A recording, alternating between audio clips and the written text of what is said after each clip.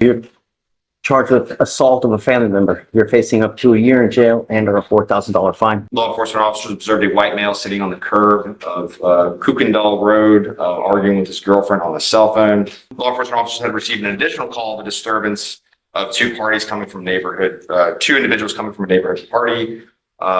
They observed the complainant and defendant to be highly intoxicated. An Uber had picked them both up, and they both started fighting in the Uber.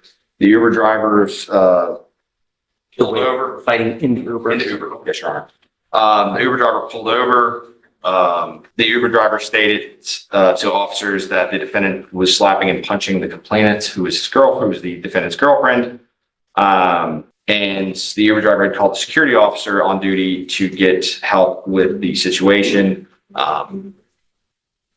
I'm sorry, Your Honor. It's And reading directly. DVD's here. I don't know if Sebastian's had a chance to even look at it yet.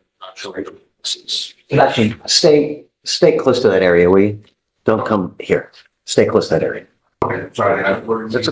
So we're just doing PC. All I've heard so far is that they're both highly intoxicated, arguing. He's allegedly punching and slapping in an Uber car. That's all I've heard so far. So then Uber driver pulled over and called the security officer on duty. But the defendant got out and started walking. The security guard followed him until he got to the beginning of the subdivision. Then officers arrived and observed the defendant on the sidewalk.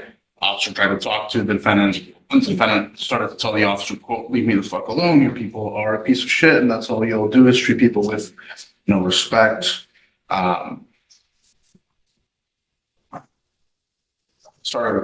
The defendant started walking towards the officer, dropped the pill bottles, and kept saying, "Leave me alone, get away from me." Officer asked the defendant what it was that they're trying to hide. Defendant said that that's my marijuana.